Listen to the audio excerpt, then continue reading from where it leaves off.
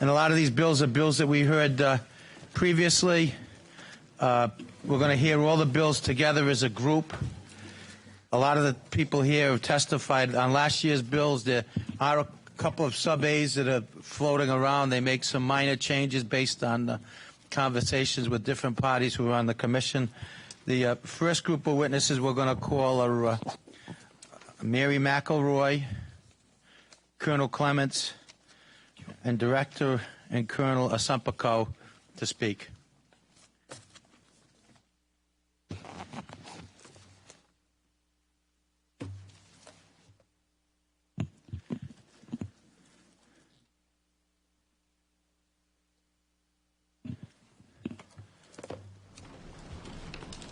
And Mary, we're going to start with you. I guess you've been selected by the group to make a general presentation because some of the Judge Savage is out of town on business. Okay. Thank you, Senator. I just want to thank you for the opportunity to speak to all of you today. And as you noted, these bills are being considered together, and as we together, they're the criminal justice reinvestment package. I also appreciate the Senate taking up this important issue and taking it up early in the session, and for the leadership that Senator McCaffrey, that you and your committee have provided, that Senator Piva has provided, and from the entire Senate who passed this last year unanimously. We all know that the working group was established by executive order in July of 2015, but it was a result of Senate President Piva, the governor, Speaker Mattiello, and A.T. Wall from Corrections reaching out to the Council for State Government, the Department of Justice, and the Pew Charitable Foundation for help in looking at taking an empirical and data-driven look at our criminal justice system to determine what changes we could make that would better serve the taxpayers, promote public safety, and at the same time be better use of our resources in the criminal justice system. I've been a public defender since 1994. And in my experience, this group was the most diverse, extensive, and inclusive group of stakeholders brought together to address a criminal justice issue. And the importance of these issues, to me, was demonstrated by the commitment of each and every one of the agencies, departments, and organizations and individuals who served on that committee, including senators and representatives. Importantly, and almost without exception, the agency heads did not designate attendees, but attended personally and served personally despite incredible demands on their time, including Colonel Clements, who's sitting here with me, and Colonel Asapaco's predecessor. So, you know, the problem that this criminal justice reinvestment working group, task force group, was brought together to solve was that looking at Rhode Island, we're an outlier nationally when it comes to probation. We have the second highest rate of probation in the nation. There are currently more than 23,000 people on probation in Rhode Island. And in this state, that represents 1 in 20 adult men and 1 in 6 adult black men. And the other sort of part of that is that people released from the ACI to probation serve sentences that are on average 3 times the national average for probationary sentences. So as Governor Raimondo told us when she was announcing this working group, almost half of our public safety dollars are spent on corrections, which includes incarceration, probation, and parole. And even though people on probation and parole account for the vast majority of those of that population, only 8% of the Department of Corrections' total budget is allocated for those services. Because a large number of people on probation in Rhode Island, less than 40% of the probationers are actively supervised and receive services.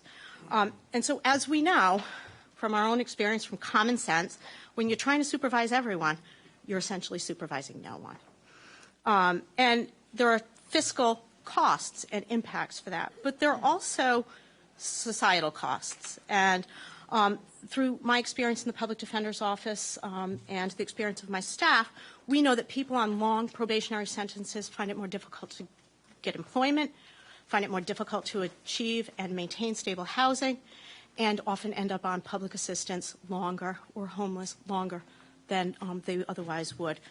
With that background in mind, the working group was tasked with, and I went back and looked at the task, and I thought, wow, this was kind of ambitious. But what it was tasked with, what we were tasked with, was advising the governor on ways to improve our criminal justice system while protecting public safety, reducing recidivism, analyzing racial disparities, and promoting stronger communities while reducing costs. So no small task. And the group did this, in my opinion, and they did it by using an evidence-based, data-driven approach. So the Center for the CSJ, the Center for State Governments, analyzed approximately 2.3 million individual data records across multiple agencies to arrive at some of the suggestions that would begin to address the problems that they had identified. And so I just want to sort of take a step back, and from my own perspective as having served personally on this committee, you all know Mike DeLauro comes up here often to testify for or against legislation. Matt Toro sometimes comes up here. I come up here less frequently. But we are advocates within the system. What was unique about my experience in this working group was that it required us taking a step out of our ideological corners and coming together in the middle, not looking at each individual piece of the legislation and say, well, I like this or I don't like that. If I were coming up here on individual pieces of legislation, there are things in here that as the public defender, I would say we don't want. But as a whole, taken as a whole, and looking at our system as a whole, not as a political issue, not as a campaign issue, but as a public policy issue, to make us a safer community, to have fewer victims going forward, to do, yes, that's what's right for my clients and for other clients, and for other people within the criminal justice system. So I had to step out of my ideological little corner and come to the middle and understand the perspective of the Colonel of the State Police or the Providence Chief of Police or the Attorney General's office, the prison. And in doing that, I think that it's important to look at this legislation as that. It isn't anything that, it's not anybody's perfect piece of legislation, but that's largely what I think shows that we've gotten it right, that it's empirically based, it's data-driven, so it's not what I think is best, it's not what I hope will save money, it's not what looks good, it's what the data drove us to, it's what the empirical data shows us, and taken as a whole, it compels us to look at this and say, we need to make some changes. And in Rhode Island, I would just say that the Justice Center for the Council for State Governments, which was the group that worked with us, worked with Rhode Island in 2008. And they used the same data-driven, empirical approach to criminal justice issues.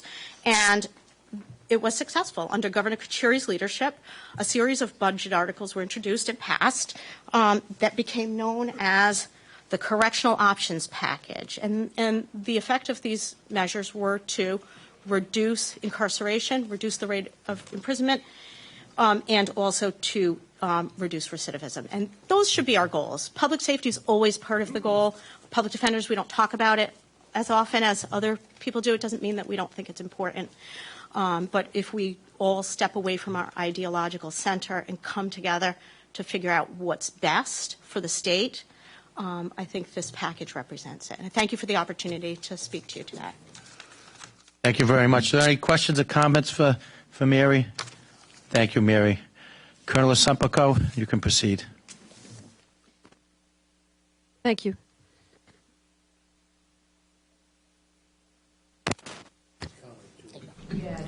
Thank you. Thank you for having me. The facts are there. I've been watching this for many years. As I was about 19 or 20 when I worked for the Department of Corrections, just shy of 9 years. And what I found was the same people would come in, but these people, they were mothers, they were drug addicts, some were prostitutes, some had mental health issues. And these were the same people that were there for many, many years, and they came back. And the programs that were offered, I just feel over the years it's not enough, it's not working. I haven't seen much change of forever. If I could go back to 1977 again, I see those faces, I see those same people. Many of those people died young. And our goal should be to get these young men and women, these people back with their families to live a normal life, not to just constantly backslide, constantly lose out on opportunity, constantly never get out of that hole. there's nothing good about the old ways. It's time that we have to really step out of what we're used to, what the comfort zone is, because it's not working. And the cost of incarceration, it's tremendous. We know what it is. We have those facts. And the study is good because it shows us what we really have to do now. It's difficult to see people decline. You see people in the prison system when they're young. You see them come back. You see them go out. And you see them never get those opportunities, never really get the job that they're looking for because of their background. So this is extremely important. It's important to me. And that's why I wanted to be here tonight. I wasn't expecting this. I heard this was going on. I've heard about the bill.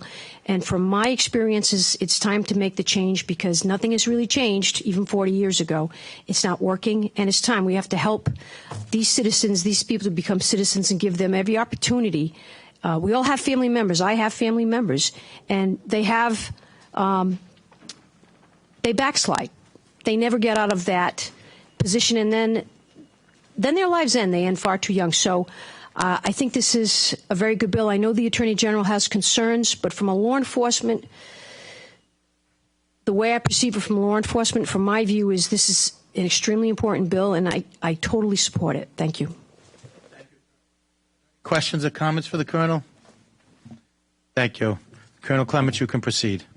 Thank you, Mr. Chairman, fellow senators on the committee. I appreciate the opportunity to weigh in and to give our opinion, both as chief of the capital city, Providence Police Department, and as well as the immediate past president of the Rhode Island Police Chiefs Association, of which I've conferred with them as recently as today on these individual bills and resolution.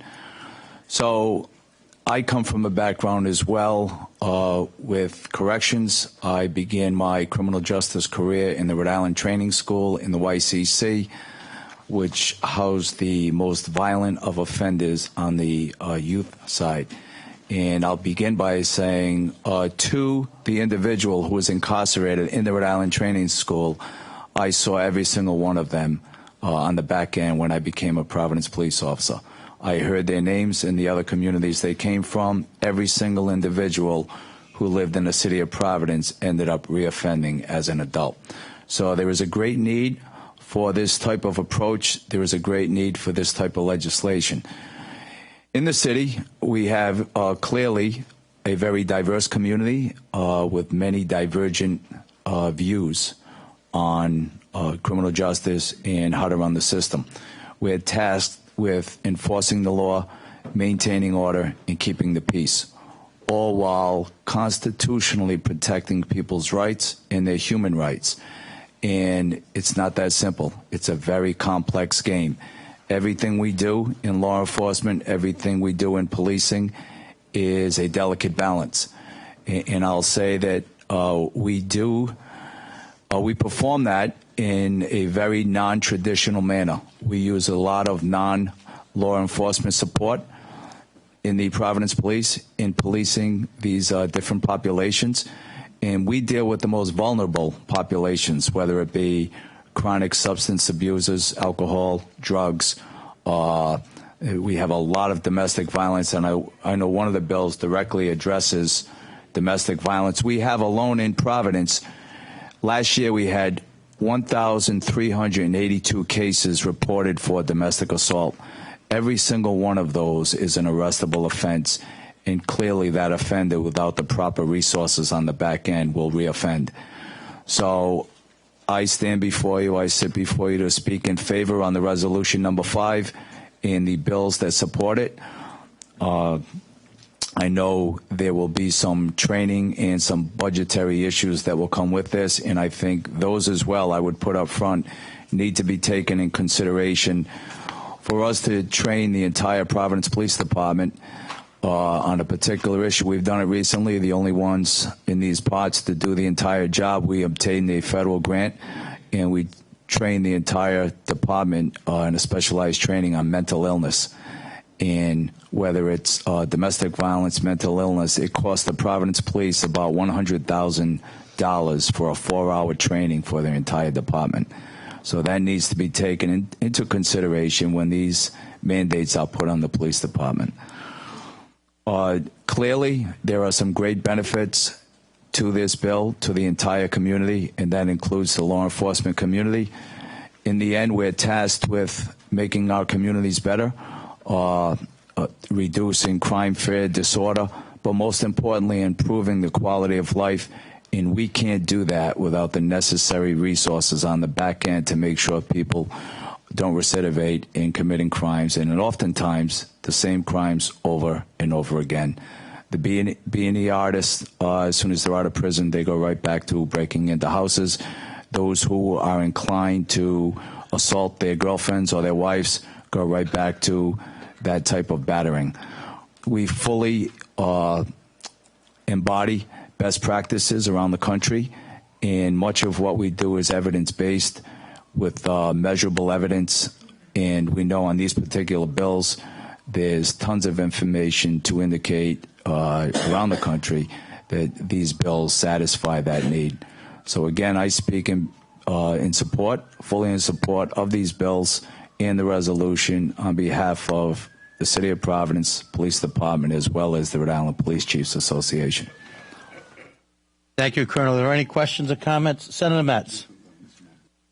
Yes, Ms. McElroy, yes, serving on the committee, I'm wondering, the Senate President several years ago sent me on a conference on the whole thing about criminal justice and this issue. And when I was with Director Wall, we met at the airport and shared a cab. So we went. I was with all the experts in this area, but so I was trying to be a real good listener. And one of the things that they mentioned about reducing recidivism, it was a three-legged stool. You have to have a house, you have to have a job, and if you have addiction or mental health, there has to be supportive services. And every city where those three things were in place, they reduced not only the recidivism, but they reduced the costs. And so my argument up here for years is if we can deal with the preventive side of it, then we can, that'll, as my grandmother said, ounce of prevention is worth a pound of cure. And we can put some things up front, spend some money up front as opposed to the incarceration. And so I see it. For my church, I'm still a volunteer. I go to the ACI. I don't go every Sunday. I go to second or fourth Sunday. I've been doing it for about 15 years now in Medium 1. And so it is very disheartening when you see the same people. They get out, and I think the figures for 3 years, after 3 years, is like 50%. I forgot, but some people from Open Doors gave me the figures.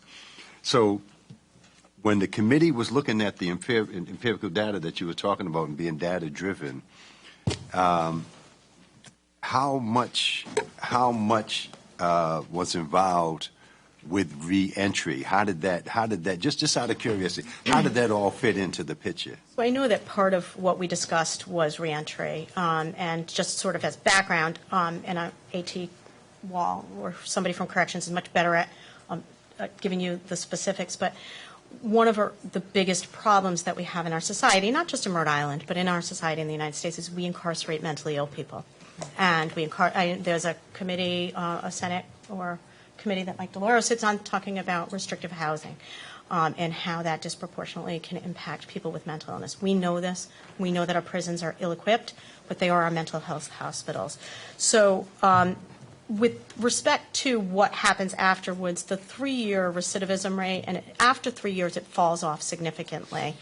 And that's one of the reasons that probation going on for 20 or 15 or 30 years makes no sense in Rhode Island. It also brings people, for those of you who are familiar with the criminal justice system, it brings them back into that probation violation situation, and it can be a revolving door for minor or low-level offenses where it wouldn't necessarily be such a roadblock if somebody wasn't on such a lengthy period of probation.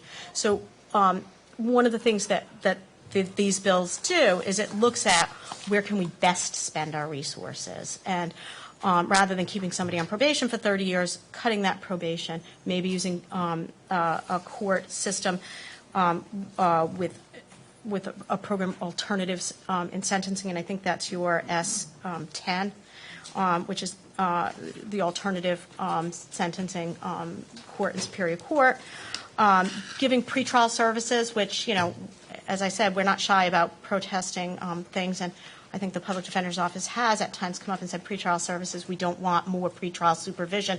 But when taken as a package, and we look at all of these things, I know from my experience and from, really like stepping outside of my own view of the world and saying, okay, these things are going to make us all safer. And will make it better for all of us. We absolutely must engage in job training. We must get people the help that they need. And housing is a huge issue that frankly, I don't know how, as a society, we're going to address. We've started, with initiatives like Housing First in Rhode Island to address housing, but I know that the sort of most intransigently homeless people are the people who are most difficult to house because they have some sort of mental illness or, frankly, because they're sex offenders. Thank you. Thank you, Mr. Chairman. Are there any other questions for any of these witnesses? Thank you. The next group of witnesses we'll call is Senator Josh Miller, Meg Klingam, and Kathy Kelly.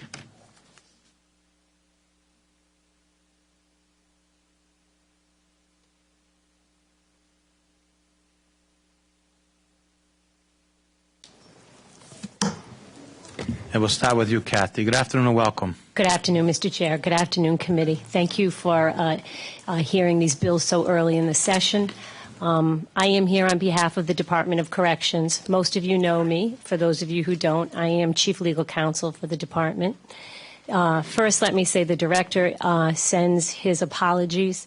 He unfortunately could not rearrange his schedule for this evening's hearing, so he wanted me to let you know that he is very supportive of these bills, and I am here to express the Department of Corrections' strong support for this legislation that is being considered.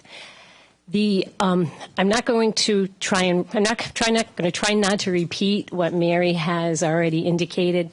The legislation comes out of a broad group of individuals, subject matter experts, stakeholders in the criminal justice system. The package of legislation, the numerous bills address, in some circumstances, very direct practices at the department in terms of the supervision of individuals on probation, also changes some of the eligibility for medical parole. Other aspects of the legislation have what I would consider a flow effect, a filtering effect. Pretrial services, things like the Superior Court's diversion program, which gives individuals, I believe, the opportunity to address certain behaviors that have brought them before the court, but also without creating a criminal record that they have to deal with later on in their lives. So the Department of Corrections is extremely supportive of the legislation, and other than that, if I can answer any questions, specific questions for you, I will. Senator, I think I might just, based upon your question, there are some things at the Department of Corrections that we have been working on recently. One is medication-assisted treatment, where we are treating offenders while within the system, keeping them on certain types of medications so when they transition back out into the community, they have that support system. We also have a collaboration between the Department of Corrections and the Department of Labor and Training. We're working on reentry services to help individuals leaving the system find jobs, get job skills training, things of that nature. So if anybody has any questions, I'd be happy to answer them. Are there any questions? Senator Lombardi. Just a comment. Kathy, you hit it right on the head in the sense that I applaud Senate President Piva Weed and our chairman for bringing this forward so early in the year. Whatever reason, and much to the chagrin of the entire Senate, this package of bills, this valuable package of bills, was lost in the shuffle at the end. And it was perhaps certainly very disappointing to all of us, but probably even more disappointing to our president. And all too often on this committee, we are asked to choose bills and vote on bills that the community at large has to pick a side depending on what horse you have in the race. But I look at all of the material that we received, all of the written material. And then I look around this room and I pan the room and I look at all the disciplines being represented here. This is probably the most eclectic group of individuals that I've seen, and I think it's indicative of the hard work that the Justice Reinvestment Working Group performed over the last year. And for those that are listening out there that think that this is somehow soft on crime, or that it's touchy-feely legislation, it isn't that at all. And I applaud all of those who put far more work into this than I did, because it recognizes, particularly those of us that are in the trenches that live it every day, that it recognizes that the system right now isn't working the way it is. It's not working, and we have to fix it. And how do we fix it? And I think that there's a recognition in certain areas, just as an example, to the diversion program in Superior Court. I think that is a critical aspect. I think the ability to give our probation and parole people some discretion, I think that's critical. And then I look at, and I see, the opiate addiction issue in the back, and the doctor and I have talked a lot about this, and I see it a lot in my practice where, an administrative law judge stopped me one day who does Social Security, talking about the problems of opiate addiction that happen so innocently because someone may have broken a leg and a doctor prescribes Vicodin and doesn't realize that the other doctor that he's seeing for a nerve root problem is prescribing oxycodone, and off we go onto the path of opiate addiction. And then when the opiate addiction is too expensive, we move on to lesser expensive drugs like heroin and things like that. And so I think that, and I'll shut up after this and I'll just be a listener, but this is a very valuable package of legislation that I think for the first and perhaps only time, so many members of different facets of society are here together to support this. And the earlier the better. I agree with you 100%, because then we'll be able to hopefully shove this thing through and hope that our neighbors across the hall see the light on this and pass it. Are there any other questions or comments for this witness? Thank you. You can proceed, Meg.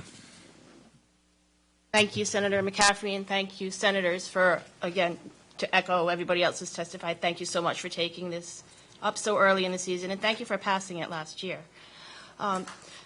I'm Meg Klingham. I'm the state's mental health advocate. I started my career in the public defender's office many years ago. Through my work at the public defender's office, I came to see how very many people who are involved in the criminal justice system had underlying mental illness. That's what kind of sparked my interest, and that's what ended up me having the privilege of being the state's mental health advocate.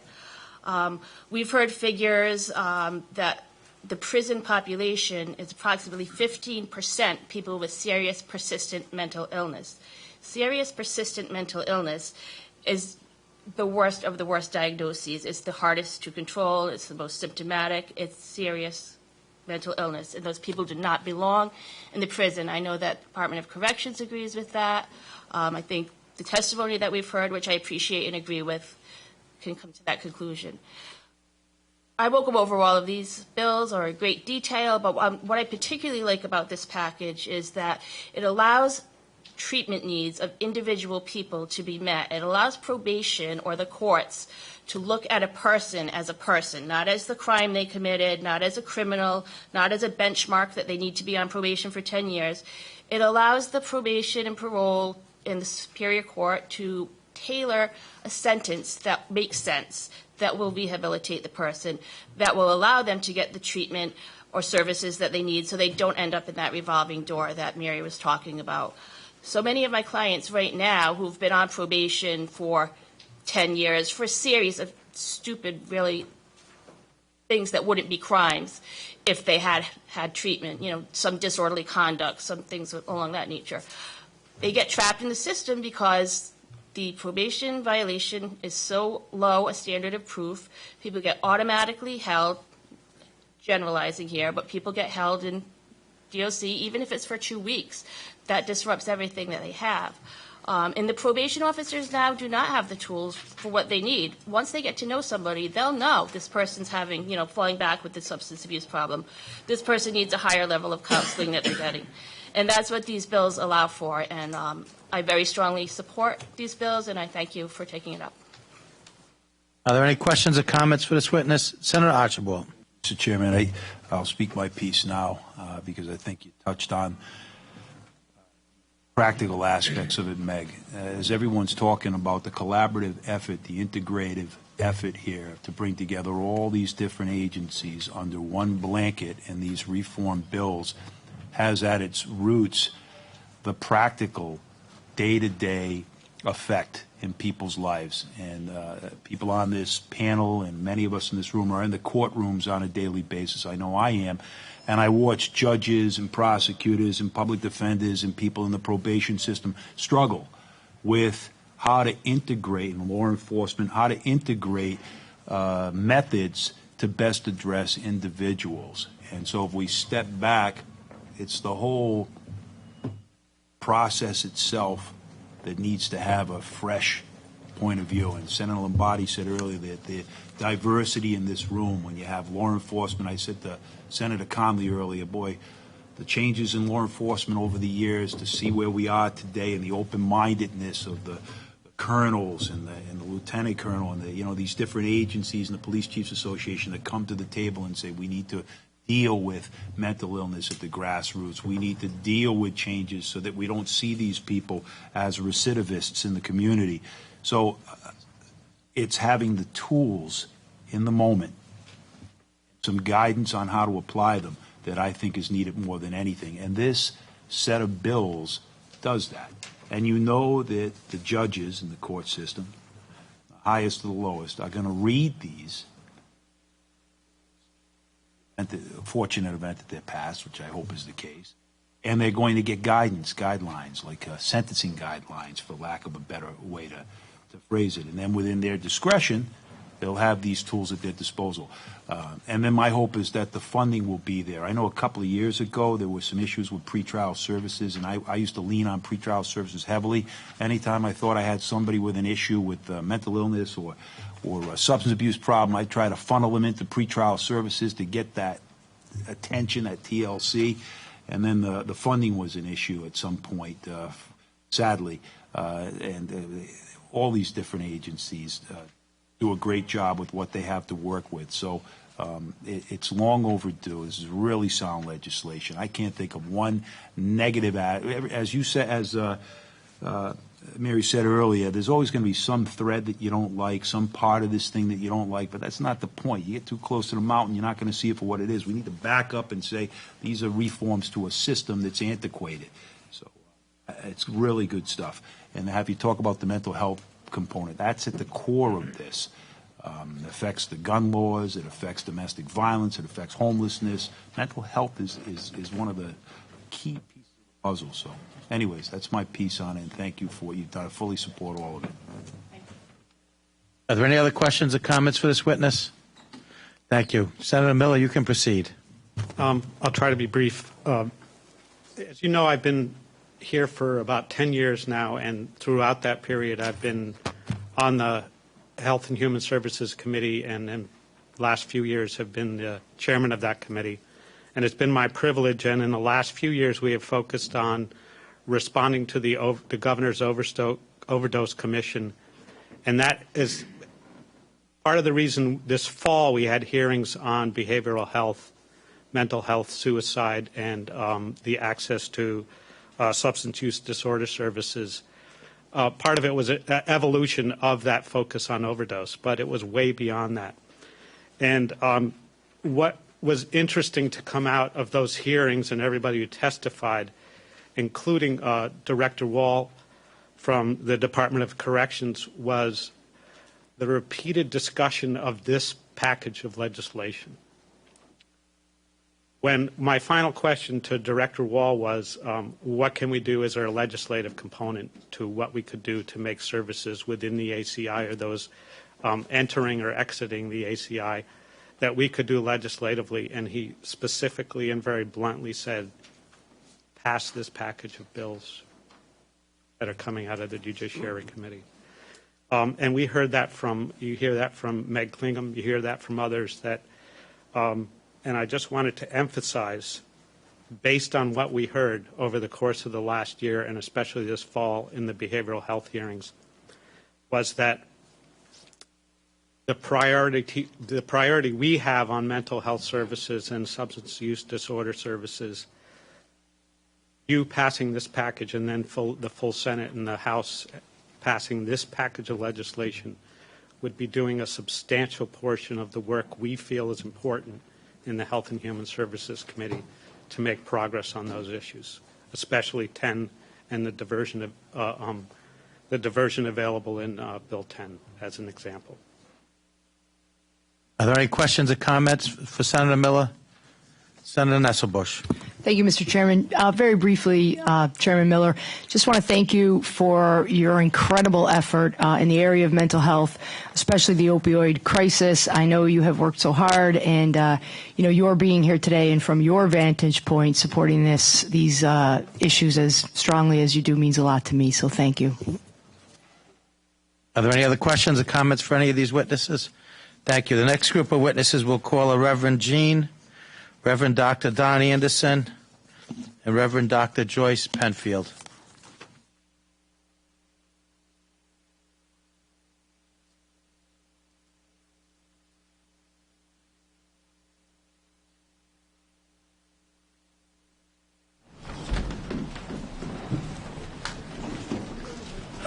Start with you, Dr. Penfield. Good evening and welcome. Good evening. Is it on? Yes. Good evening. I am here because of a 15-year history of being involved with individuals who were incarcerated and now, most importantly, are returning citizens, which is what we call individuals rather than ex-offender. Ex-offender refers to your past. Returning citizen refers to how we expect and know individuals can be reincorporated and be voting members of our society. And it happens. We strongly, in 01, I came here as a full-time chaplain for women's facilities and men's minimum and partly medium 2 at ACI. My experience was at the end of the first year, I could go on the wing of newly arrested women and say hi to them by their first names. The recidivism hit me right in the face because it showed me that they were circulating around small numbers of people. Second thing that happened to me was I began doing funerals in the community after they left. Within 6 months, they overdosed and died. I kept track. There were 6%, I estimate, that were overdosing and dying in the women's population. It's a smaller number. It's easier to focus on. I had a moment in the parking lot one day, and the Spirit said that we had to do something. And so a group of us in the community, faith people, formed something called the Blessing Way. The Blessing Way has been involved in reentry and recovery simultaneously since 2005. About 300 people have been part of our residential program, and we're very grateful because we work together with the diversion possibilities that currently exist, especially parole and probation officers. We see all of the work that they have to do and the amount of demand on them. Our society needs to look at how we invest in human beings. And we see these bills as an investment in human beings, in citizens, returning citizens, can become fully incorporated. We're dealing with adults who do not want to go back to prison. No one leaves prison and say, I'm coming right back. I've got that in my plan. It's not camp. and they leave with the mind that they're not coming back. And yet at the ACI, 50%, according to new figures, 50 to 51%, return within 3 years. We've been able to find in the reentry program when there's diversion possibilities, when there's parole and probation flexibility and other sorts of things, we actually studied our own figures, and in a 7-year period, we had a 13% recidivism rate compared to the ACI's 33, and we had a 33% recidivism rate compared to the ACI's 50. It's not rocket scientist. It just takes the three-legged stool that Senator Metz had mentioned, and the belief that returning citizens are fully capable and investment can be part of what is helping them. We save a lot of money by doing this, incredible amount of money. because for each person, there's probably 6 to 10 other family members that are involved, children. And just to let you know that I still go in and work with incarcerated. I teach courses at Men's Minimum. It is really painful to see men and women not able to provide financially for their family. It is one of their greatest goals. Their children are everything at the center of them, just like any of us. These bills, the 4 of them that deal with criminal justice and the 2 that deal with victims who also pay a high price by this system, they would help offer diversion possibilities. What I especially like is that they're connected to data that's showing us that when we take certain actions, when we use one-size-fits-all, it actually comes back in our face because it helps to increase the recidivism. We know this from the type of courses that we offer in prison. And if you offer a course that somebody doesn't need, and a lot of it, you actually help them recidivate. And that is research that's coming out. I'd just like to say that I am also a member of the NAACP, an active member, and 1 out of 6, and I believe in Providence, 1 out of 3 men are on parole or probation. This is devastating to the African American community and the Latino community. It's really devastating because the provider isn't able to provide, and the circulating, we now have 2nd, 3rd generations showing up within. One time at minimum, we had a grandfather, a father, and a son all there at the same time. This shouldn't happen in our society. We need to cut through that.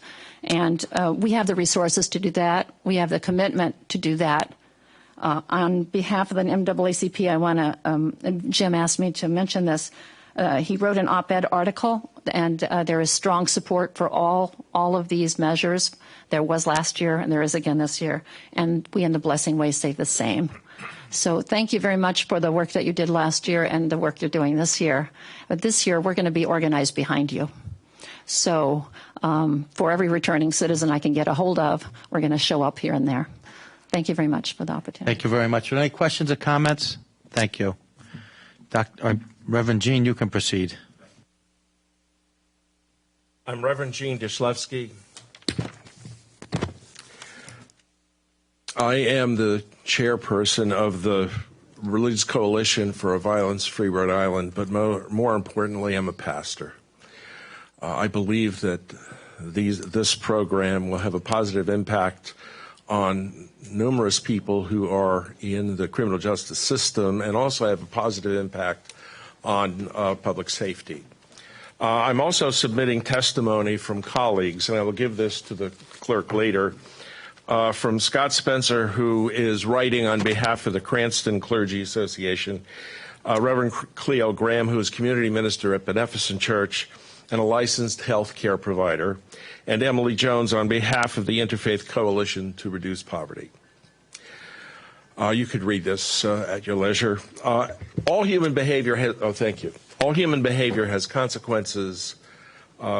Criminal behavior has consequences. I believe that it's incumbent upon the state to employ best practices in how it holds people accountable and how it monitors people. Our current overburdened system falls short.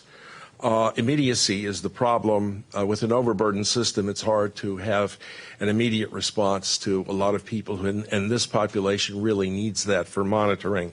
So I think it's a great idea that there will be a risk assessment as a part of this process so that people can be identified as who needs more intense care and who needs less. It kind of makes sense. I am pleased also that there are a number of evidence-based strategies that are employed. So folks will have, who are assessed to need addiction treatment will in fact have that available. People who need mental health treatment. I know that cognitive behavioral therapy is mentioned as a part of the process. This is something that has been very effective in mental health treatment in the community, and as I understand it, and I've read, is effective with the criminal justice involved individuals. I'm also pleased that there is some attention being paid to the length of time people are on probation. There are a number of restrictions that come with being on probation, and the longer you're on, the longer that your hands are tied and you're restricted, and one cannot. There are issues like licensing, hiring, insurance, and these limitations, which are really tied to the conviction, stay with you because you can't clean up your record until you're off probation. So that my concern is allowing people to have an opportunity to be reintegrated into the community. From a pastoral perspective, I think that's important.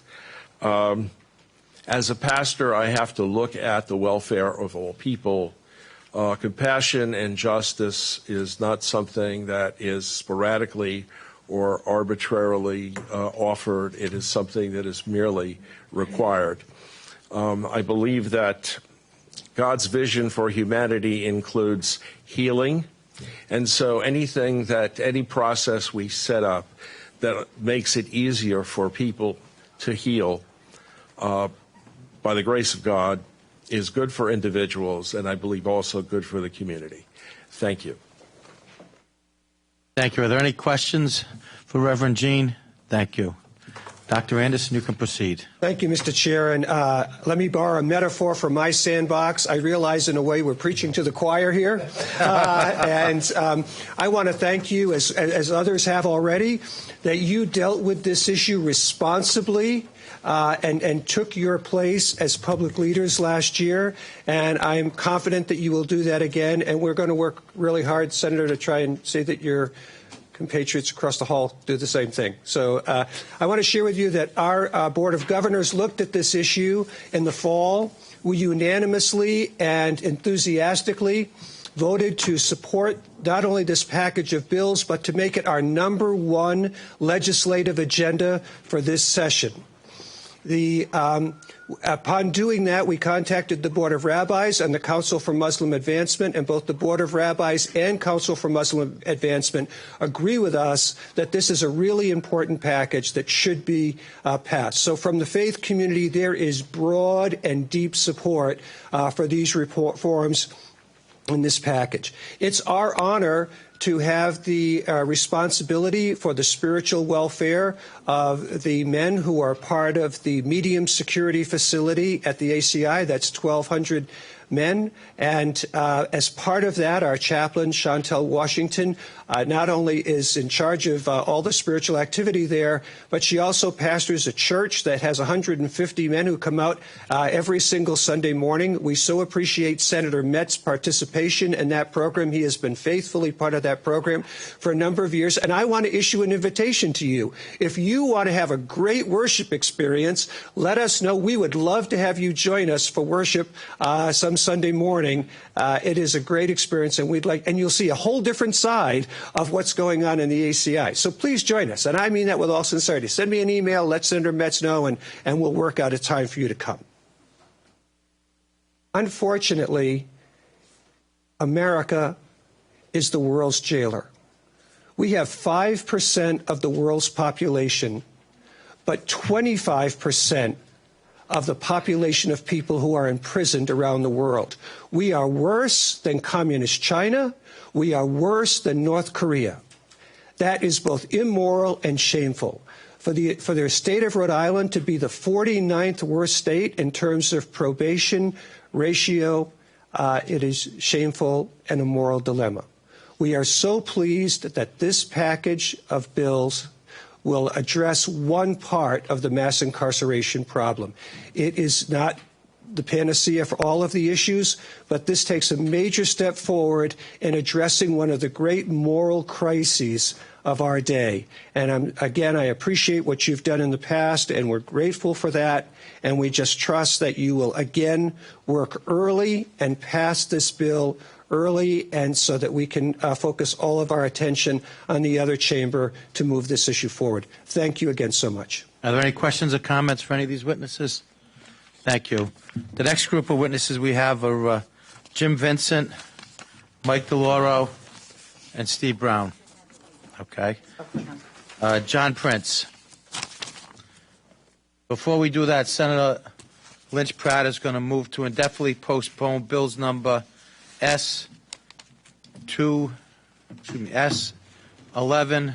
S10, S8, and S7, and bring before us the substitute A on those bills. Seconded by Senator Nesselbush. All in favor signify by saying aye. Aye. Opposed. What that will do, that will allow those bills to be put up on the system now. We'll start with you, Mr. Brown. Chairman, can I just ask that I go at the end? Much shorter than my presentation. We'll certainly do that. How about Jordan Seabury? How about next Tuesday? Sunday. Mr. Prince, you can proceed. Thank you for having me here. And I want to say that I really appreciate this body, Mr. Senator McCaffrey and Senator Metz and Senator Lombardi, all my friends here. But the number one thing that nobody mentioned, and I've been on probation since I was 18. I just got off when I was 45.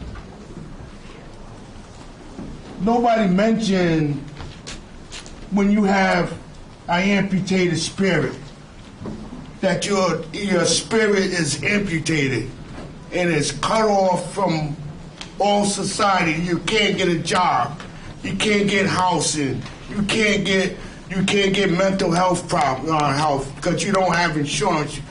You don't have all these things. And I lived in Traveler's Aid before there was Crossroad, eating stale donuts, and I felt like my life didn't mean nothing. I didn't think that I had to be on probation for so long in my life. And after so long of going back and forth to jail, and here's the other kicker. I went to school when I got out, to OIC before, now it's CCRI. And I tried to say, I got to do something right. So I went to school and tried to learn how to build houses. And so somehow there was a B&E that took place in Barrington, Rhode Island. I don't know how my name got implicated, but I had all my school students, my two instructors, and the director of the program go to court in my behalf. And I still wind up going back to prison because I was on probation. They call it the 32F. So when I went back, I was telling myself I'm a failure. I can't do anything. But for the grace of God, a power greater than me restored me to sanity, restored my heart because my heart was cold. And I'm so appreciated where I'm at today in my life. Now I find myself helping the men and women that's in prison today that I've been doing since I've been out for the last 17 years. I was really grateful that this bill passed last year, what I testified to, and I have no doubt that y'all will pass it from the Senate side. I hope the other people from the other aisle will do the same. And I just want to say, I hear about the men, which is a very big population, but the most crucial people I see in my neighborhood are the women coming out of prison. And right now, the women is one of the fastest growing population because when they come out, they are so trying to get their life. They want to be a mother again. They want to be you know, to get their kids back. They want to do so many things, and they're being denied because they have a record. I couldn't live with my mother because she lived in subsidized housing because I had a record. So how is that rehabilitating me when you're separating me from my family, right? And so I couldn't live with her because I didn't want them to be evicted.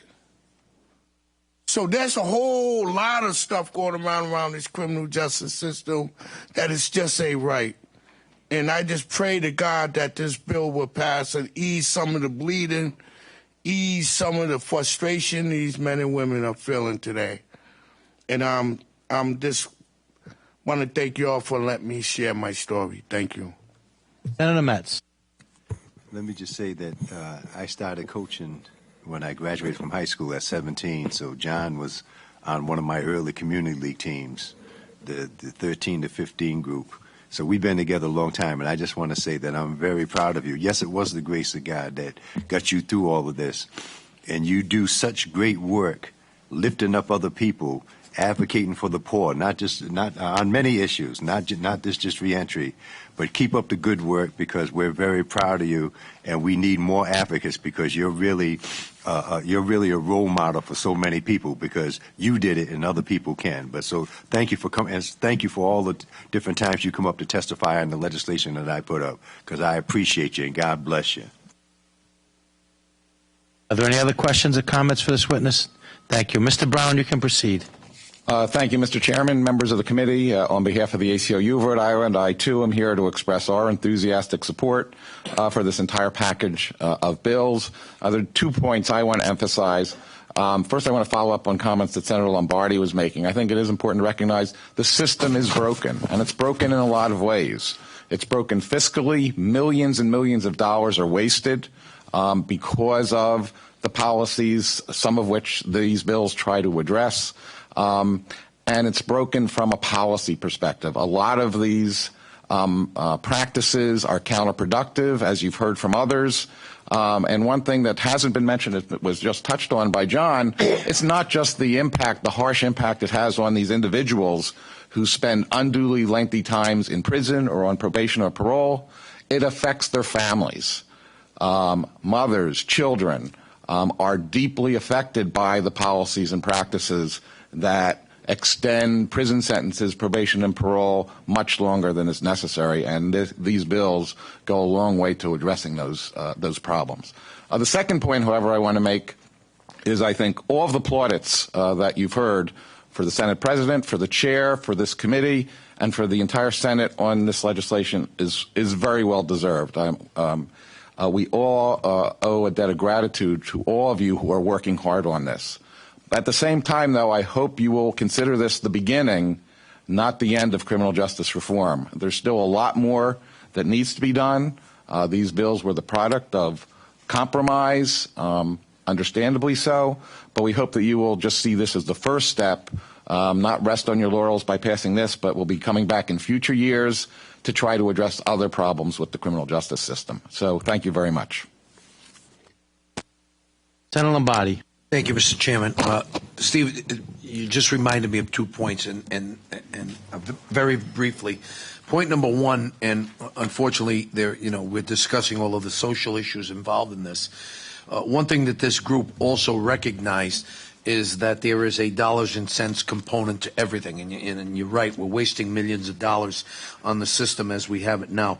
But all of these bills, and perhaps I'm speaking to the public at large, for all of these bills, there's fiscal impact statements with all of these bills. So there's a dollars and cents common sense approach to all of these bills, first and foremost. And secondly, these are not bills intended to put those who are incarcerated for the right reasons and deserve long-term incarceration for certain crimes. We're not asking that we open the jail cells to everybody, and that's important too, because I heard that the criticism of this bill, often of these bills, is that it's soft on crime, and there's nothing that I read in any of these bills that suggests that the habitual serial murderer is going to suddenly be let out on the streets, and and off we go to free for all, and that's important. This is targeting a certain segment of society that needs help, that needs intervention, whether it be for mental illness, drug addiction,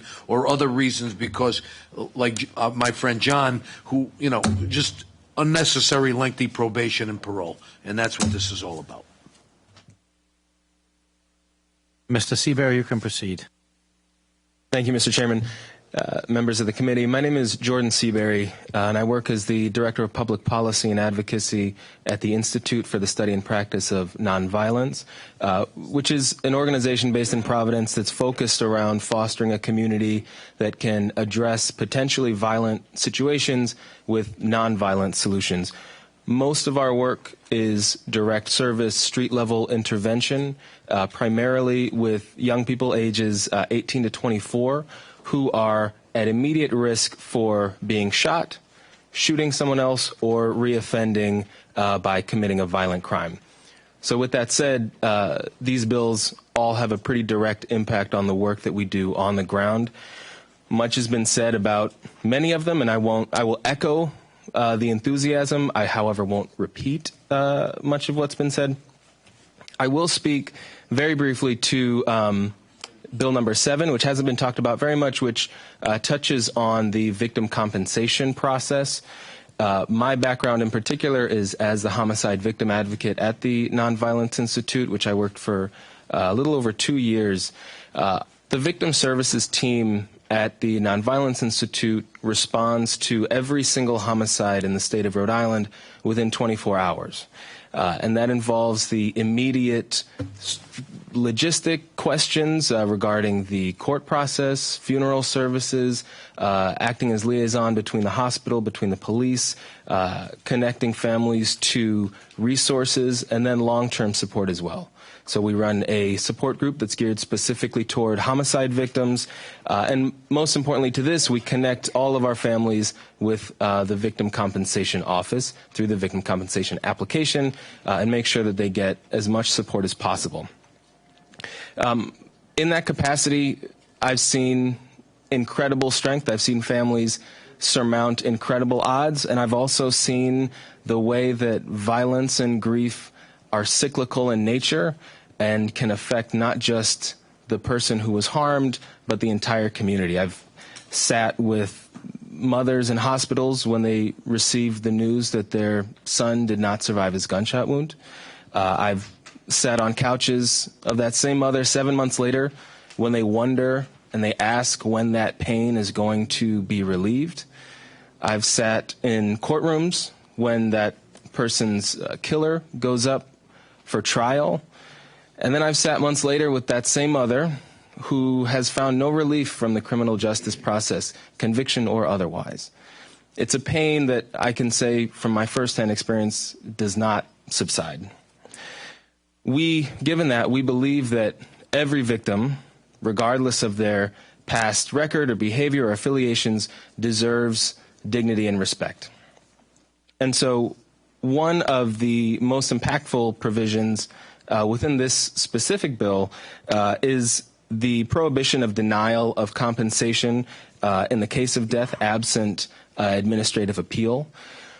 It's our hope that this language is based on the idea of putting Rhode Island on the track towards what we call funeral for all, or granting burial and funeral compensation for individuals who are murdered without regard for their criminal record, without regard for their past behavior or the behavior that took place at the time of their death. We believe that including families and including communities in the process of grieving and within the government supports actually is going to disrupt cycles of violence. These are families who far too often are familiar with violence, and they're also familiar with the feeling of being distrustful of government supports and distrustful of offices like the Victim Compensation Office, which are there to aid them. And including them in that process and letting them know that the state is on their side actually, in our opinion, stems the tide of that retaliatory violence and that tension that immediately follows a crime. There are a few provisions in that specific bill that we have concerns about. I'm not going to go into them in depth. I've provided lengthy written testimony to you, but suffice to say that those concerns do not at all temper our enthusiastic support for this bill and this package as a whole. I want to thank this specific committee and the Senate as a whole for passing this legislation last year. I'm very excited to hope that the same can occur this year. And I also would like to echo what Mr. Brown said, that this really is the beginning. This is the floor. This is the baseline of what criminal justice reform can look like in this state, particularly given the ambitious scope of policy areas that the task force looked at. This is the result of compromise. This is the result of working with both sides, and I very much hope that that ambition maintains and that we can see some progressive changes down the line as well. Thank you. Are there any questions or comments? Senator Nesselbush. Thank you, Mr. Chairman. Mr. Seabury, I just want to welcome you to the Senate Judiciary Committee. I'm familiar with the work of the Institute and, frankly, very impressed by it. I am friends with Lynn, who also works with you, and have learned so much about the amazing work that you all are doing. So I want to commend you on your work. Thank you for coming here today, and I know that you have my support in these very important measures. Thanks. I appreciate that, Senator. And I extend to you as well as the rest of the committee an open invitation to come see what we do. Our doors are always open to you to come and see the impact that we're making in the community. Thank you. Thank you. Are there any other questions or comments? Thank you. The next group of witnesses will call Dr. Alexander Scott of the Department of Health, Joey Lindbeck of the Department of the Attorney General, and Deb DeBeer or John Wesley. And we'll start with you, Director Scott. We do have a number of communications we received from different people who participated in the commission as well as in the bills during the last year, and they've been present here. We have Director Boss, who President submitted written testimony, Martha Yeager, the Leanne Burner, Rhode Island Coalition for the Homeless, and Laura Pisatoro of the Parole Board. They're here if we have any questions or comments for them. Director Scott, you can proceed. Thank you. Good afternoon, Chairman McCaffrey and members of the Senate Committee on the Judiciary. Thank you for giving me the opportunity to testify to you today on behalf of the governor's administration about our wholehearted support for these bills. I want to first start by thanking you for your leadership as senators in Rhode Island, as has been mentioned, for passing this important legislation last year and for being leaders in advancing it forward this year with the full confidence that we'll be able to get this through and begin the work that's been mentioned. I'm going to testify specifically about Senate Bills 6, 9, and 10 to be able to share a little bit more about our support. When I'm out talking about the priorities of the Rhode Island Department of Health, I often say that someone's health should not depend on that person's zip code. We also believe that your health should not depend on your race, ethnicity, sexual orientation, gender identity, level of education, or level of income.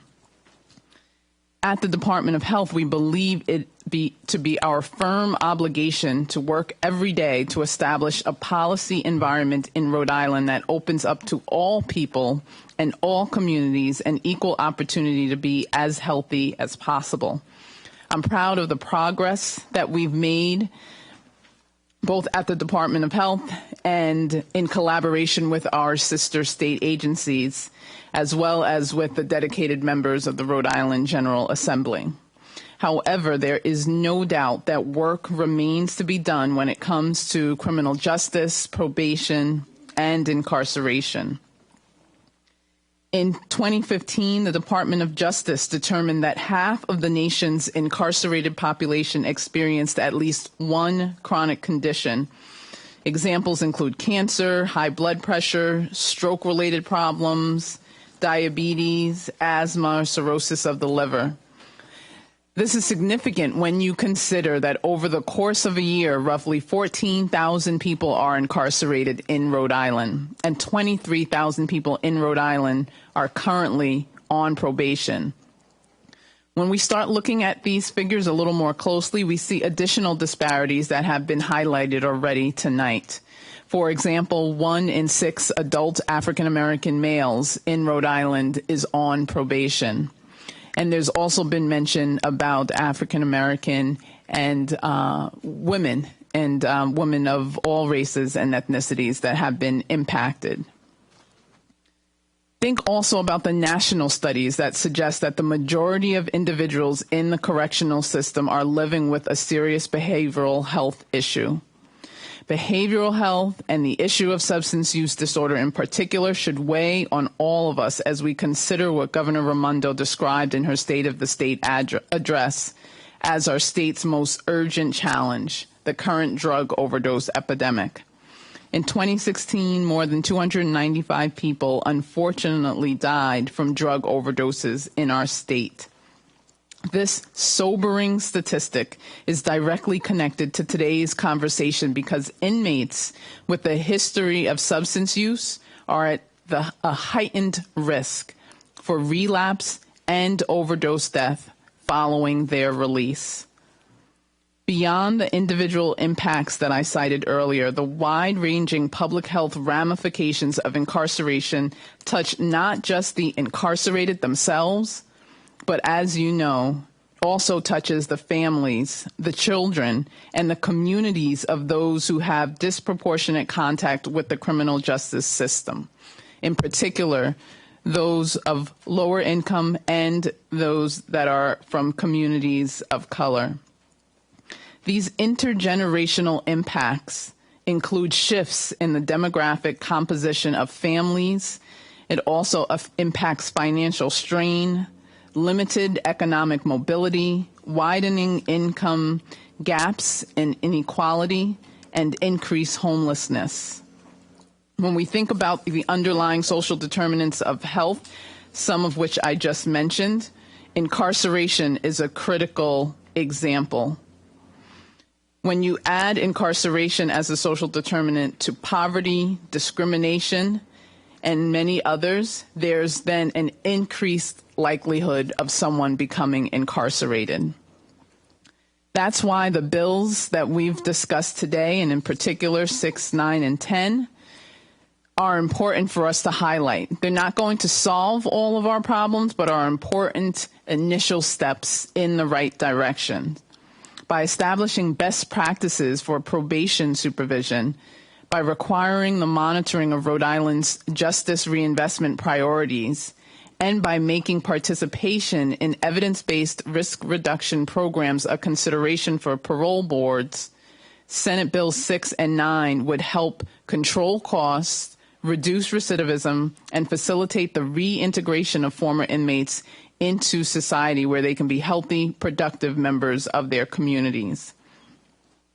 And overdoses will be prevented. Lives will be saved when we implement the diversion program described in Senate Bill 10, which would ensure that people with behavioral health issues such as substance use disorder are connected to treatment.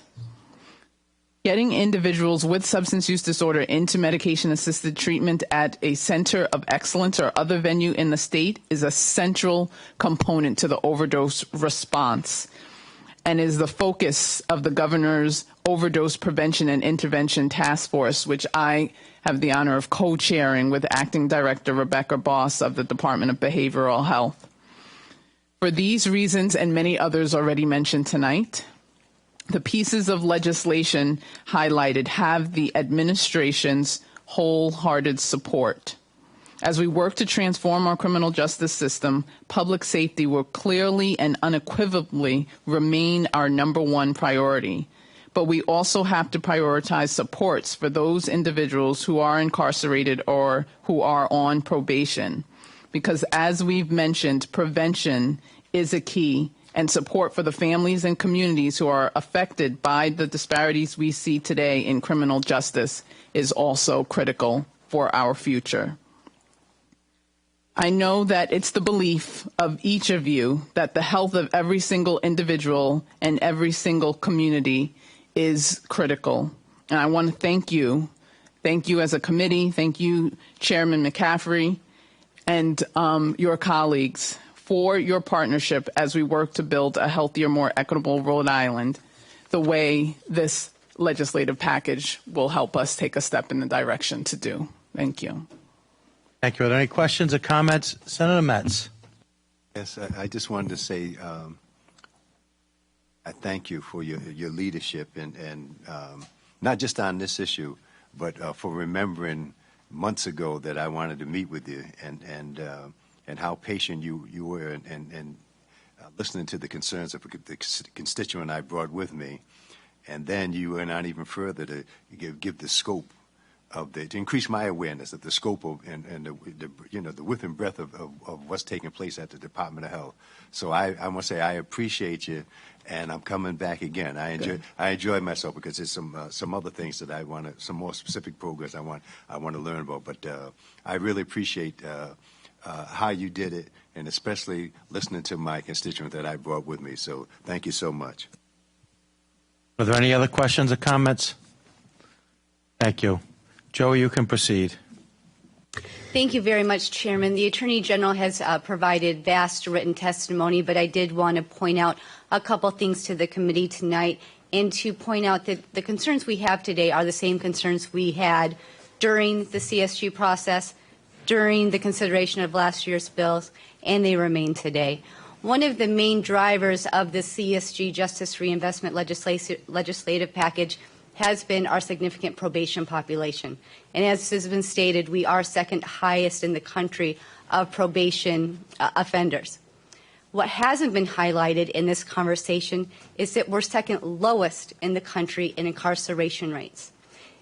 We think that needs to be talked about because over the decades, the judiciary, our office, and the defense attorneys have made a policy decision that longer probation rates is more favorable to the offender than longer imprisonment periods. That being said, we know that probation needs to be looked at, which is why we participated in the Supreme Court's amendments to the Superior Court Rules of Criminal Procedure 32 amendments over the summer. These provided great relief to what we believe the probation population will see in increasing the standard for probation violations, in creating a motion to terminate probation early, and to create a sentencing benchmark for probation so we cap it around the 3-year recidivism rate as we spoke of tonight. We think those will make clear, notable, and obvious changes to those people on the probation system right now, and it was done artfully by protecting public safety and criminal victims. With that being said, I think that we agree with many in this room tonight that our criminal justice system needs changing, and we hope to work with this body, the Chairman, Senate President Piva, in doing that, because we have a mental health problem and we have a substance use problem. For far too long, the criminal justice system has been a referral agency, an assessment agency, a treatment provider, and a housing agency, and it has done nothing to help our communities and our population, and we would like to work with you in that and changing and making those reforms. We do support many provisions of these bills. There are others that we think we have great concern about. In fact, we are concerned that there will not be a lot of the reinvestment that we speak about today because there may not be any financing to back that up. But I would like to talk about several provisions in particular. The first one is in Senate Bill 10, is the Superior Court Diversion Program. The Attorney General is of the opinion that this is unconstitutional as a violation of separation of powers. What this bill does is give the prosecutorial discretion to the judiciary, and in doing so, it violates separation of powers by giving the judiciary, who's a neutral arbiter, the entire prosecutorial discretion. We have case law that I would like to talk to you about tonight, and this goes to the diversion amendments as well. This is out of Kentucky, and it's Commonwealth versus Flint. The Commonwealth must give its consent before a circuit court has the authority to approve a defendant's application to participate in a pretrial diversion program.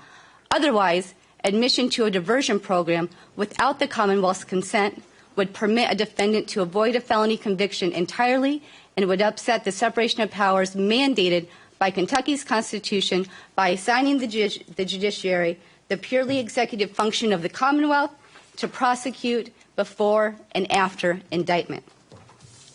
And those concerns go to the diversion program as well. Our next concern is actually just a suggestion, an amendment, and many of ours are in our letter. It has to do with the felony assault changes. The way the bill is contemplated right now, it keeps felony assault with a weapon, which is a 20-year felony, but it leaves it only to a firearm. We think all deadly weapons should be a 20-year felony, whether it be a lead pipe, a knife, or a bomb, because the intent to cause serious bodily injury is still there. What we're recommending, and we have amendments we've provided, is to keep ADW, the 20-year felony, and then separate out felony assault, no weapon, just injuries, because we feel the same frustration as this committee does, that there needs to be changes with that serious bodily injury, near injury, and no injury standard. But it's very important to keep ADW on the books as a 20-year felony when you are using a dangerous weapon in that assault. The next provision I would like to bring up has to do with probation violation hearings. The bill as contemplated makes changes to how the court can hold a person after they're presented as a violator, and it says that the person, as normal, can be held for 10 days. It then goes to speak that a hearing must be held in 30 days unless the defendant waives. We think that it would be more appropriate to put that waiver at the presentment period and also give the court the discretion to continue to hold the defendant if needed. Right now, as written, there's kind of a confusion and a disconnect of what the defendant's bail status is. We think making the amendments provided would clear that up and give the judiciary more understanding of the new statute as written. I've already spoken about our constitutional concerns. Metz? Oh, sorry.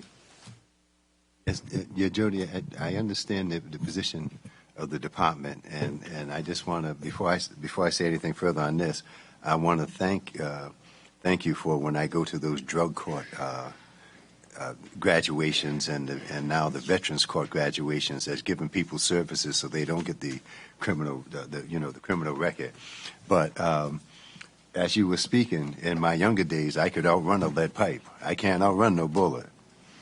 That was in my youth, so I'm going to have to look at that part a little bit better. But one of the things that, and I hear it when I go Sunday mornings, I hear it in the community. A mother, a good friend of ours from Only Street Baptist Church, her son had a previous record. It was maybe I forgot where he was at, but he had the good alibi. Someone matched his description. He was found innocent, and they threw him back in jail anyway. That has got to stop. You can't. It's a real injustice. So here you are, you're doing the right thing, but because you got a previous record, and even if you're found innocent, they're gonna throw you back. So I don't know quite what the answer is, but that's not the answer, and it hurts. You don't know how many stories that I've heard and how people are hurt by that. So the 32F,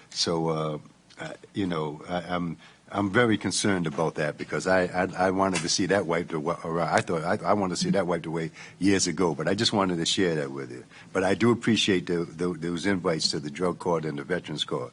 Senator, thank you so much for that comment, and I think that the Attorney General doesn't disagree with you on that, and that's why we supported the increasing of the standard for probation violation hearings. So it's harder to prove a probation violation now after the court rules, and we supported that because we feel the same way. And with records, we've placed expungement bills to be considered every year for the last several years because we do think there needs to be expungement reform, and we think that would go a long way to getting people back to work. The next provisions that we have, and I do want to talk about the public safety issues we have with the diversion and the deferred bills, despite its unconstitutionality, is there's no limit to the types of offenses that can be considered. So any crime of violence could be considered with no objection. And there's no limit of the time that you could be in the deferral. So it's not a set 5 years. It's an up to 5. So you could have a crime of violence going into a diversion program for a year and be automatically sealed from someone's record. And then finally is some issues that we do have with the way victim restitution is handled. The way the bill is written, it appears that a defendant can complete their probation without completing the restitution obligations to their victims. We think this flies in the face of the constitutional provision for victims. We think it is in contrast with the new Superior Court rules of criminal procedure, and it gives no finality to a victim to be made whole financially.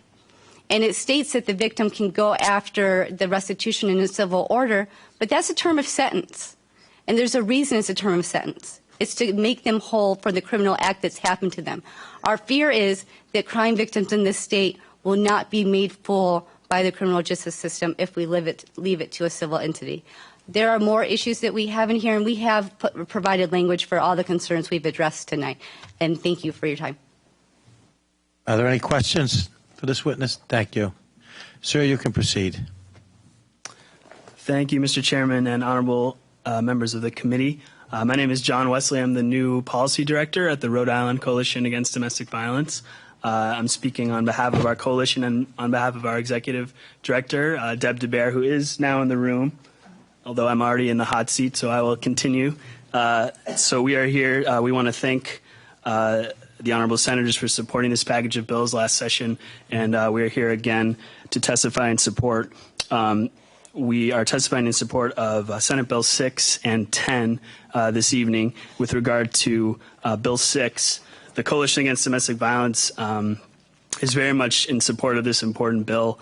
It would provide much-needed evidence-informed standards for our batterers intervention programs in the state of Rhode Island, and it would create an important fund to support quality batterers intervention programs, which is vitally important to further our domestic violence prevention efforts and to prevent future domestic violence cases involving our constituent survivors and victims of domestic violence and their children.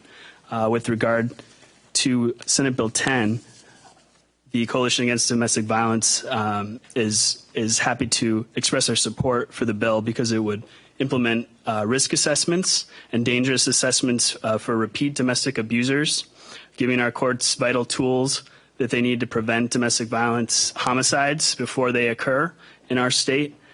This bill is part of the Coalition Against Domestic Violence homicide prevention recommendations and one of our priorities, and we gratefully appreciate your support of this legislation. Implementing pretrial, pre-arraignment risk assessments and lethality assessments like this before those arrested for domestic violence offenses are released back in the community will help identify and intervene in the most dangerous and potentially lethal cases before they turn deadly.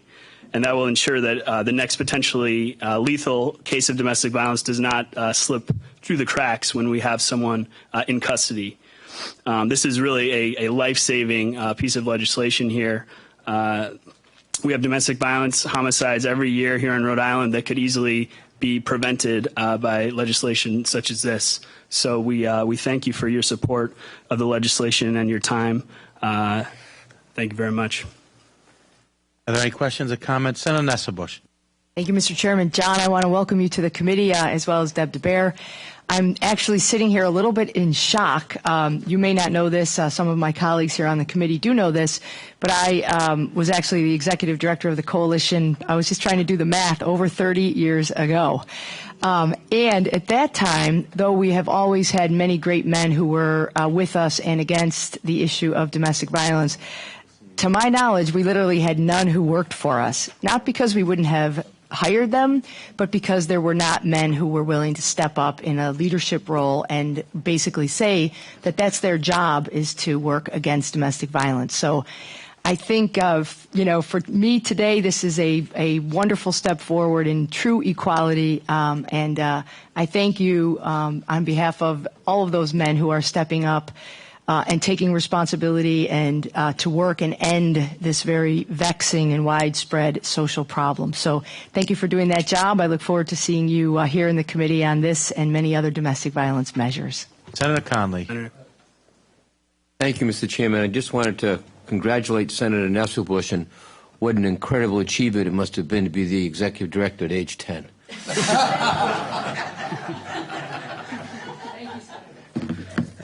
Are there any other questions or comments? Thank you. We have two more witnesses signed up, Rabbi Howard Voss Altman and Michael DeLauro. I don't know if anyone else present wants to speak. Okay, beautiful. Rabbi, we'll start with you. Good evening and welcome. Thank you so much. I'm speaking today on behalf of the Rhode Island Board of Rabbis, which represents rabbis from every denomination here in the state of Rhode Island. These legislative actions that are before you present the possibility of making a real and meaningful impact on the lives of Rhode Islanders currently in the prison system and an impact with their families. We are deeply concerned about the ever-growing racial and class disparities in our criminal justice system. We urge all of you to consider these bills as an important remedy to the problem of mass incarceration and as a much-needed first step toward a truly comprehensive reform of the criminal justice system. While preventing and punishing criminal conduct are among the primary obligations of government at all levels, it is also the obligation of government to ensure that no one is unjustly accused, convicted, or punished. We reaffirm the biblical concept that a criminal is a human being, capable of reshaping his or her life. As Ezekiel stated, quote, "I have no pleasure in the death of the wicked, but that the wicked turn away from his way and live." We must work for a criminal justice system that gives those who are incarcerated a real chance for reform and to re-enter society. We are also guided by the words of Leviticus, quote, "You shall do no unrighteousness in judgment, you shall not respect the person of the poor, nor favor the person of the mighty, but in righteousness shall you judge your neighbor." All of our religious traditions value mercy, redemption, and rehabilitation for those who commit wrongdoings, and I believe that these measures are just the beginning to reform our current justice system. I'd also like to speak personally. I come to you not only as a rabbi, but also as a former attorney, living in the island of Manhattan during the 1980s. As an attorney, I walked from my apartment to the subway. It's about 2 blocks on the Upper West Side of Manhattan. During the mid to late 80s, as many of you know, there was a scourge of crack addiction that engulfed the city. And it made the walk from my apartment to the subway somewhat like going on a walk in Calcutta, with people lined up on blankets, barely skeletons, who were ravaged by the scourge of crack. At that time in New York and in many other states, the response to the crack epidemic was to simply increase sentencing and... Oh, thank you. Now I'm speaking. Did you hear me before? I have a powerful voice, so that's good. To simply increase sentences and incarcerate more and more, primarily African-American men and women.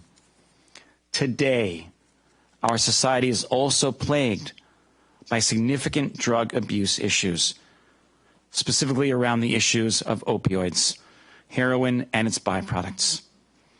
What is the response of our legislatures today? Well, for many of our legislatures, it's about seeing the opioid problem not as a criminal justice issue, but rather as the public health problem that it is. And I hate to say this, and it is somewhat of an overgeneralization, but I must. The reason for mass incarceration during the 1980s and the crack epidemic was that it largely impacted people of color, largely African Americans and Hispanics. Today's opioid problems affect largely rural white Americans. And thus, when it affects largely Caucasian people, the response is not should we incarcerate, but rather how can we set up more treatment centers? This is obviously a much more positive response to a terrible problem that plagues our society. It is my hope that the Rhode Island legislature will see that the response to criminal justice issues are largely issues about poverty, inequality, mental health, the lack of appropriate housing, and job and educational opportunities. Criminal justice is not the answer to those questions, and we hope that you will see that these bills will go a long way in redressing some of these problems. Thank you so much for your time. Thank you, Rabbi. Senator Jabbour? I just agree with everything. Thanks for the presentation. I chatted with my chairperson. I admire the fact that you were in Manhattan as an attorney, so the thought came to my head whether you're still a Yankee fan or not. Actually, that's a very good question, Senator. And I just want to add that while I've been here in Rhode Island just a year and a half as the senior rabbi of Temple Bethel, but my love and heart are with the New York Football Giants. So but I didn't ask that question, I know. Rabbi. Rabbi, you this is patriot country. Utopia for me, Rabbi. Okay, thank you. Thank you. And I hope that won't prejudice the committee. But as far as Yankee fan, no, I never was. You were a Met fan. I was a Met fan, See? yes. The chair was right. Yes, you are correct. Now we'll talk to a Yankees fan, Mr. DeLauro. Thank you, I think, Mr. Chairman. This is the second year that I've heard Ms. Limbeck, or last year was actually Ms. Veroni, talk about separation of powers, and I will limit my comments to those two issues that arose. Because we knew it would be raised again. It is raised in the AG's written testimony and also in Ms. Limbeck's presentation. I'm going to do the same thing that I did last year, which is simply to scratch my head and wonder just how this can be a violation of separation of powers when we give our judges more discretion to consider and impose appropriate sentences.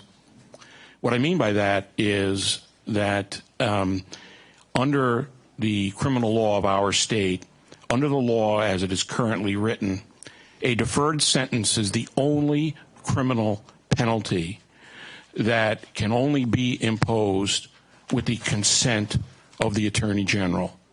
There's actually a form that has to be signed by the defendant, by the prosecutor, by the defense lawyer. And it always struck me as being something that was not entirely appropriate, because we're big believers in this state, and this body and this committee in particular over the years has acknowledged and recognized and supported the idea that justice works best when judges have discretion to fashion sentences based upon the individual facts and circumstances of the case and of the human being that is before them.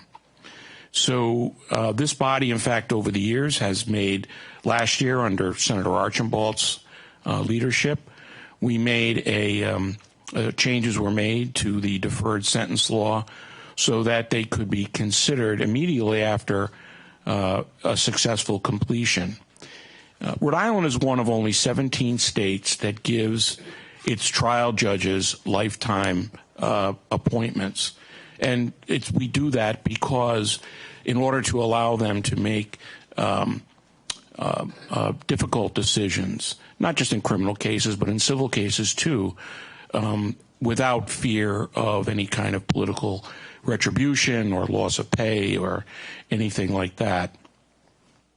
The two issues that Ms. Limbeck spoke about in the AG's letter, the points that they make would seem to be, in my opinion at least, at variance with that. As far as the diversion program that also, according to the Attorney General, raises separation of powers issues, as it stands right now, we have other treatment courts in place, and those courts work as they should, which is the defense lawyer and the prosecutor making their points, the treatment professionals who are involved making their points, and then ultimately it is the judge's decision to determine whether or not the person belongs in treatment, and if they stub their toe along the way, whether or not they should stay in the program or, in fact, is failure part of success. The last point that I will make is something that I've seen here in the last several years and causes me a great deal of concern, and that is when that phrase separation of powers is mentioned up here, it is almost as if it is the third rail that once touched will kill any meaningful, progressive, well thought out reform of our criminal justice system, as this package of legislation most certainly is.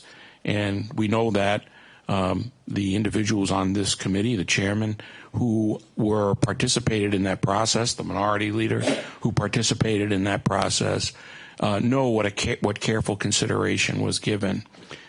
I can understand as a matter of just simple, the give and take of litigation, where the Attorney General, in fact, would like their diversion program to be the only show in town. And they do, that program, as far as I know, does good work. But the fact that they have the ultimate control over the spigot, over who comes and who goes, really I don't think is consistent with what we've been talking about in this room for many years and what we've talked about in connection with this legislation and other legislation, which is that giving our judges the ultimate call on what is an appropriate disposition of a case is right and should be something that we encourage and applaud. So with that, I'll be happy to answer any questions this group might have. Are there any questions or comments for Mr. DeLauro? Thank you, Mike. Thank you. With that, Senator Jabor moves to hold these bills for further study, seconded by Senator Lynch-Prata. All in favor signify by saying aye. Aye. Opposed? Senator Conley moves that we adjourn, seconded by Senator G. and Senator Coyne. All in favor signify by saying aye. Aye. Opposed? We're adjourned.